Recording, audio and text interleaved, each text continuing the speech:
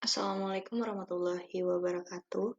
Perkenalkan, nama saya Cahya Nur Syabana dari kelas Tafsir Ayat Psikologi 2D, ingin menjelaskan proses penciptaan manusia dan proses perkembangannya menurut ayat-ayat suci Al-Quran.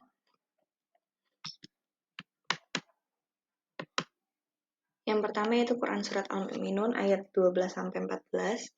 A'udzubillahi minasyaitonirrajim. Bismillahirrahmanirrahim. Walaqad khalaqnal insana min sulalatin min tin. Dan sesungguhnya kami telah menciptakan manusia dari saripati yang berasal dari tanah. Summa ja'alnahu nutfatan fi qararin makin. Kemudian kami jadikan air mani yang disimpan dalam tempat yang kokoh rahim. Summa khalaqnal nutfatan alaqatan fa khalaqnal alaqatan mudghatan fa khalaqnal mudghatan idzaman fa kasawnal idzaman lahman. Summa ansha'nahu khalqan akhar. Fatabarakallahu ahsanul khaliqin. Kemudian air mani itu kami jadikan sesuatu yang melekat, lalu sesuatu yang melekat itu kami jadikan segumpal daging, dan segumpal daging itu kami jadikan tulang belulang, lalu tulang belulang itu kami bungkus dengan daging, kemudian kami jadikan makhluk yang berbentuk lain. Maha suci Allah pencipta yang baik. Penafsiran ayat 12 menurut tafsir Al-Muyassar, dan sesungguh kami telah menciptakan Adam dari tanah yang diambil dari seluruh tempat di muka bumi. Yang kedua menurut tafsir Al-Mukhtasar, dan sesungguhnya kami telah ciptakan ayah dari seluruh manusia, Adam, dari tanah. Tanah penciptanya berasal dari saripati, hasil campuran air dengan tanah. Menurut Subtayut Tafsir, min sulalatin min tin, dari suatu saripati yang berasal dari tanah, yakni air mani yang dikeluarkan oleh manusia yang berasal dari tanah yang digunakan untuk menciptakan Nabi Adam. Penafsiran ayat 13 yaitu menurut tafsir Al-Muyassar, dan kemudian kami ciptakan anak keturunannya secara turun-temurun dari setetes air nutfatah, yaitu air mani laki-laki yang keluar dari tulang sulbi mereka lalu menetap dalam rahim kaum wanita.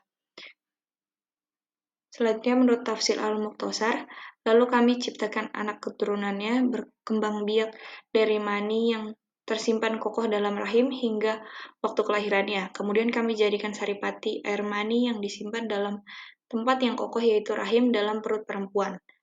Yang ketiga, menurut tafsir Al-Wajiz,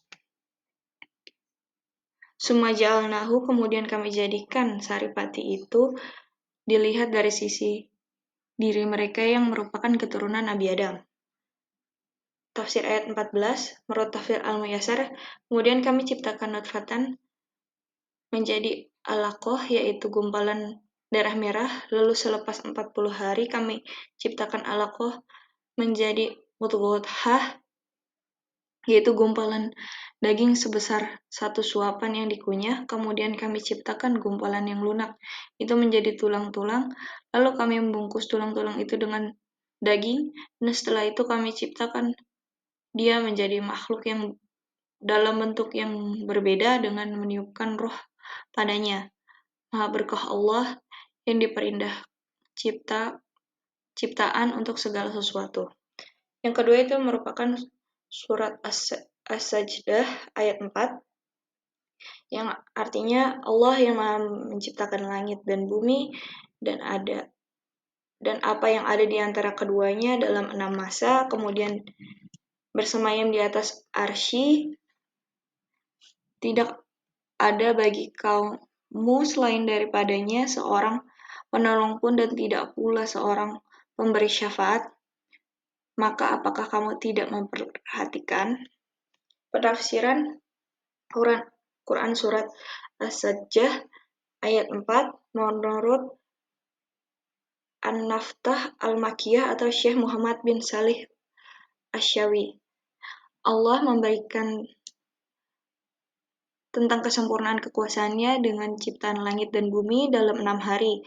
Awal mulanya adalah hari Ahad dan hari akhir yaitu hari Jumat, sekalipun sebenarnya dia mampu menciptakannya hanya dalam sekejap waktu. Akan tetapi Allah Maha Pengasih lagi Maha Bijaksana. Kemudian dia bersemayam di atas arsy yang merupakan atap seluruh makhluk.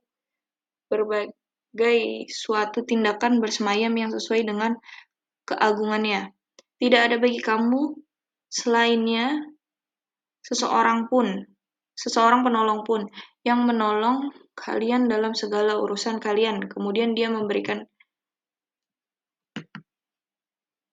kepada kalian manfaat, dan tidak pula seorang memberikan syafaat yang bisa memberikan syafaat kepada kalian jika siksaan diarahkan kepada kalian. Maka apakah kamu tidak memperhatikannya?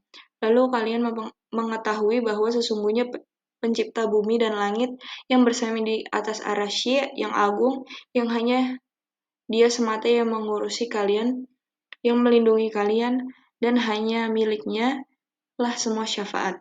Dialah yang berhak mendapatkan segala macam bentuk ibadah. Yang ketiga yaitu surat Al-Insan ayat 1, yang artinya bukanlah telah datang atas manusia satu waktu di masa sedang dia ketika ia belum merupakan sesuatu yang dapat disebut. Penafsiran Quran surat Al-Insan ayat 1 menurut tafsir Al-Wajiz, di mana berawal dari setetes mani, kemudian menjadi segumpal darah, kemudian menjadikan gumpalan daging, kemudian ditiupkan ruh, sampai dia menjadi manusia yang sempurna. Fungsi hal yang bermakna apakah di sini adalah bermaksud mengungkapkan makna qad yang bermakna menegaskan kebenaran apa yang terjadi setelah itu. Terima kasih atas perhatiannya. Saya ucapkan terima kasih. Mohon maaf apabila ada kesalahan dan kekurangan. Wassalamualaikum warahmatullahi wabarakatuh.